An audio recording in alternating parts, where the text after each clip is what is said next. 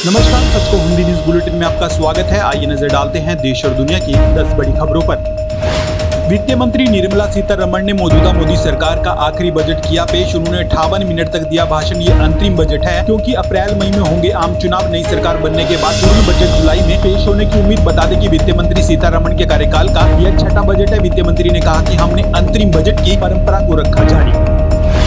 ज्ञानवापी तहखाने में 31 साल बाद देर रात 11 बजे मूर्तियां रखकर पूजा अर्चना हुई शुरू। इस दौरान डीएम और पुलिस कमिश्नर भी रहे मौजूद। दीप जलाकर की गई आरती। वाराणसी कोर्ट के आदेश का पालन करने में प्रशासन को सिर्फ 8 घंटे लगे। आदेश के बाद काशी विश्वनाथ धाम परिसर में पुलिस प्रशासन की हलचल हुई तेज।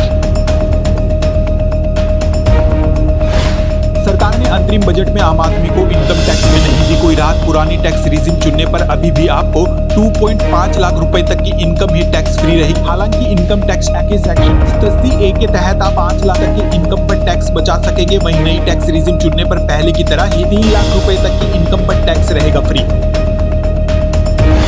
सरकारी योजनाओं को लेकर अंतरिम बजट में नहीं की गई कोई बड़ी घोषणा। वित्त मंत्री ने कहा कि प्रधानमंत्री आवास योजना के तहत अब तक 3 करोड़ घर बनाए गए। इस बार 2 करोड़ नए घर बनाने का लक्ष्य किया गया निर्धारित। वहीं आयुष्मान योजना को लेकर लोगों को उम्मीद थी कि इस मुफ्त इलाज के लिए सालाना प्रति परिवार की लिमिट 5 लाख रुपए से बढ़ाई जाए, लेकिन लोगों की इस उम्मीद पर भी फिरा पानी। जनवरी खत्म होते ही बदला मौसम का मिजाज। दिल्ली एनसीआर में लगातार दूसरे दिन भी हो रही बरसात। आईएमडी ने दिल्ली, गाजियाबाद, नोएडा, गुरुग्राम के कई इलाकों में आंधी तूफान के साथ भारी बरसात की दी चेतावनी। मौसम विभाग ने बताया कि बरसात के दौरान 30 से 40 किलोमीटर प्रति घंटे की रफ्तार से चलेंगी ठंडी हवाएं। इससे एक बार फिर बढ़ेगी ठिठुरन। हरियाणा के पूर्व डिप्टी सीएम चंद्रमोहन ने पंचकुला से ही विधानसभा चुनाव लड़ने का किया ऐलान। उन्होंने भारतीय जनता पार्टी में शामिल होने की चर्चाओं पर भी तोड़ी चुप्पी। उन्होंने कहा कि मैं कांग्रेस में था और कांग्रेस में ही रहूंगा। बता दें कि पूर्व डिप्टी सीएम कालका विधानसभा से लगातार 4 बार बनते आ रहे हैं विधायक। हरियाणा में पंचायतों के फंड को लेकर सरकार ने किया बड़ा फैसला। सरकार ने तय किया है कि 75% फंड खर्च करने वाली पंचायतों को सरकार द्वारा दिया जाएगा इंसेंटिव। ऐसी पंचायतों को 25% एक्स्ट्रा फंड करवाया जाएगा उपलब्ध। इसके साथ ही यह भी तय किया गया है कि जो पंचायतें फंड खर्च करने में विफल रहती हैं उनके खिलाफ की जाएगी सख्त कार्रवाई।